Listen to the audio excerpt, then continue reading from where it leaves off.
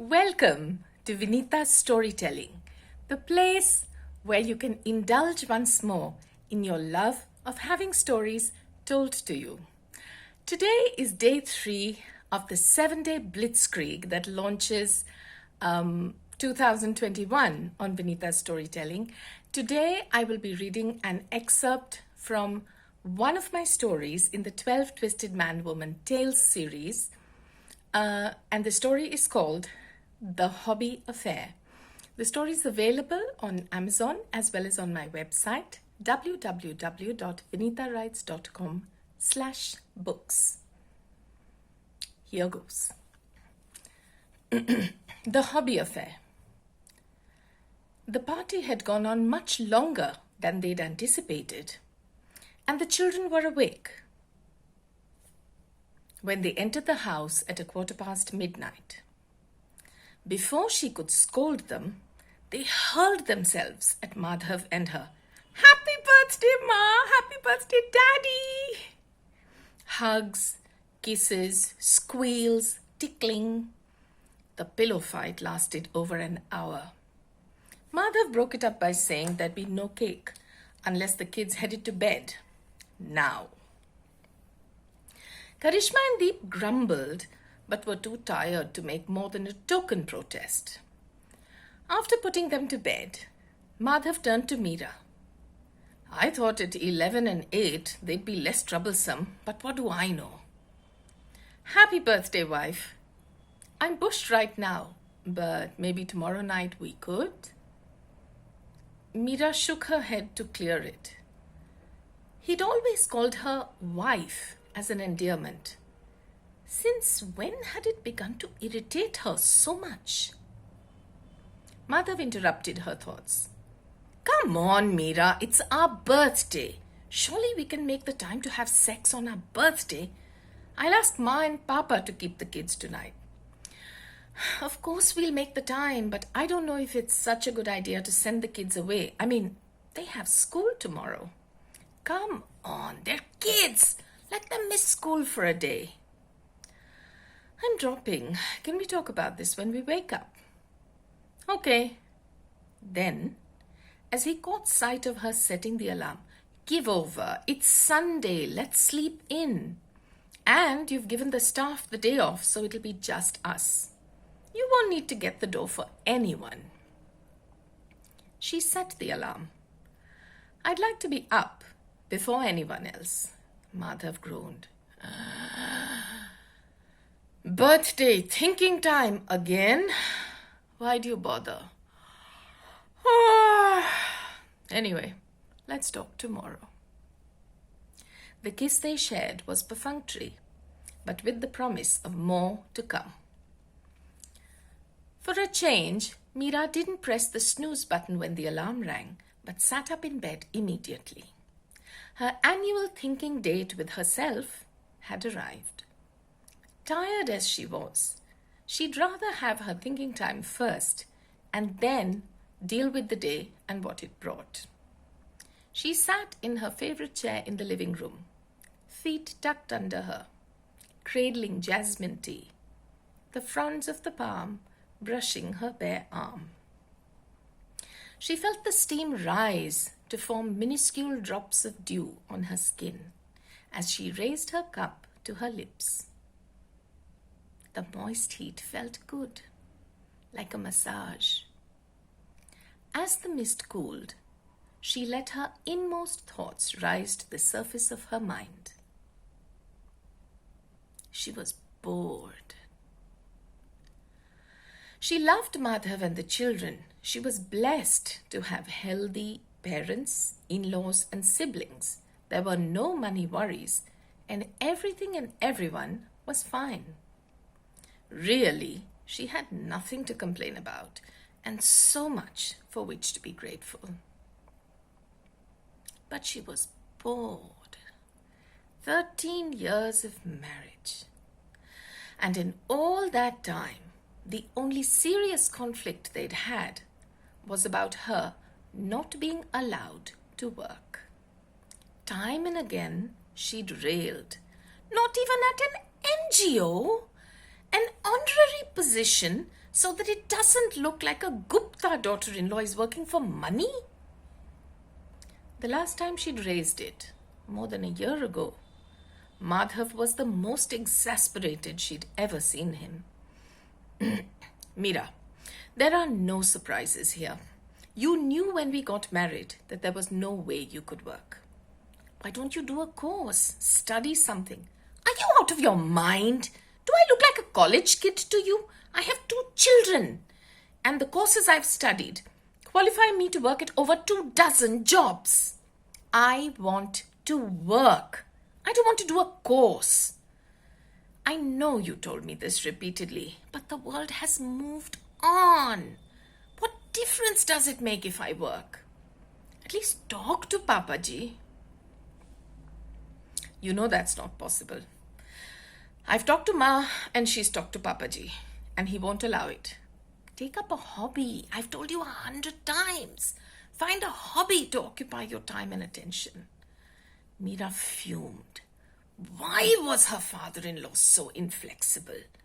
He'd made his peace with her wearing Western clothes, partying with her husband, drinking alcohol so long as it was outside the house and the elders weren't around, driving by herself, even holidaying with her friends without Madhav. Why couldn't he budge when it came to her working? But he didn't. Maybe everyone had to have some problems. Otherwise, they'd invent them, she thought. This wasn't a huge one, as problems go. But how she would have loved to work at something that made her feel useful, productive, that gave her life meaning. It was meaning she craved. Her tea had cooled. She heard the grandfather clock chime 7 o'clock.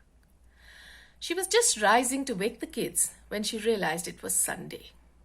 She sank back onto the cushions.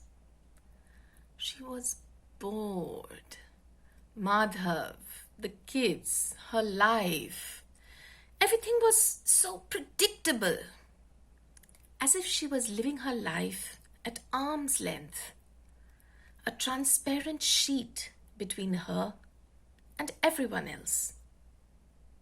She saw them clearly, but at a remove. Her emotions were more caricatures of the real thing. When had she last felt anger, joy, sadness? How would taking up a hobby help her?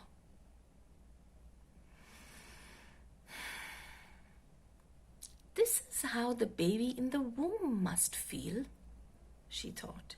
Safe, cocooned. Except that sometimes she wanted to tear the membrane and let all the fluid surrounding her flow out. Feel the insides of the womb rub against her skin.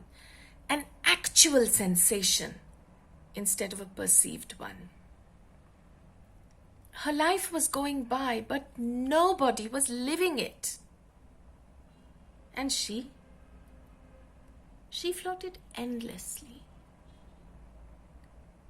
Like the stars in those wonderful shots of space they showed on Discovery Channel.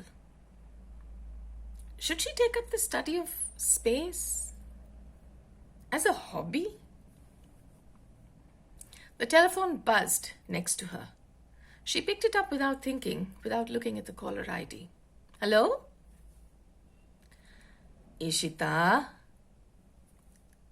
There's no Ishita here. You must have the wrong number. She waited for the man at the other end to agree with her. Then she'd put the phone down. But there was silence. Hello? Hello? Can you hear me? I said nobody called Ishita lives here. Please check the number you've called. Yes, I hear you. There's no one called Ishita there. But maybe this is not the wrong number. You have such a lovely voice, but there's an undertone of, I don't know, something beneath it. As if you're lost, but don't yet know it. As if you're drifting. You sound young, strong. I wonder why you should drift. The mellow masculine tones reached her ears. How strange, she thought. This man I don't know. This man I've never spoken with has torn through the womb's membrane. I feel the touch of his voice on my being. Reckless excitement rose inside her. Maybe this man could be her hobby? The silence grew long, and her interest deepened. A man who could stay silent on the phone when she was silent too. This just might be worth exploring. She couldn't even hear him breathe, but she knew he was still there. What's your name? She asked. What do you think it should be? What a strange question. I'm asking you your name, and you're asking me what I think it should be? It could be anything. I'm asking because I want to know. If you don't want to tell me, that's fine. Here's my answer. If I asked you your name, you probably won't want to tell me your real name. So you'll need to come up with a false name. Which name will you pick? How can you pick one over another as your own name? A name that you pick for yourself.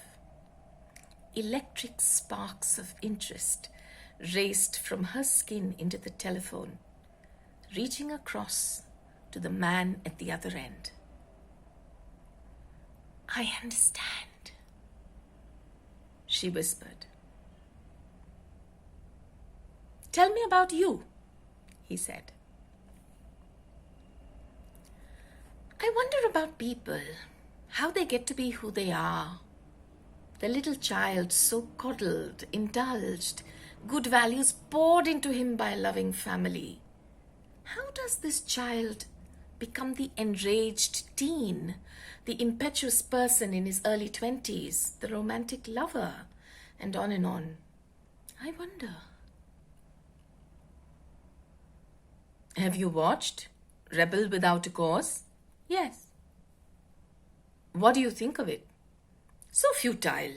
Such a song and dance about nothing at all.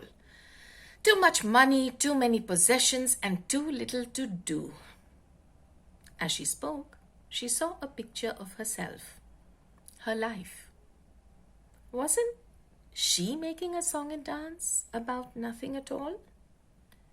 And she was long past her teens. She heard her mobile ring. She'd left it in the kitchen. I have to go now. When can I call you next? Don't call on this number. She gave him her mobile number. Weekdays, anytime in the morning or afternoon. How will I know it's you? She heard the chuckle through his words. It'll say, private number. You haven't even asked me my name. I know, he said gently. Bye. She stilled in the armchair after replacing the phone. Her mobile had stopped ringing. It would begin again in a few minutes. Probably her parents. But she couldn't bring herself to get out of the chair. The phone rang again next to her and she grabbed it. Hello? Why do you sound so breathless, Mira? Happy birthday! Hi, Mom. How come you're calling on this phone? She got up after speaking to her parents. Her tea had got cold.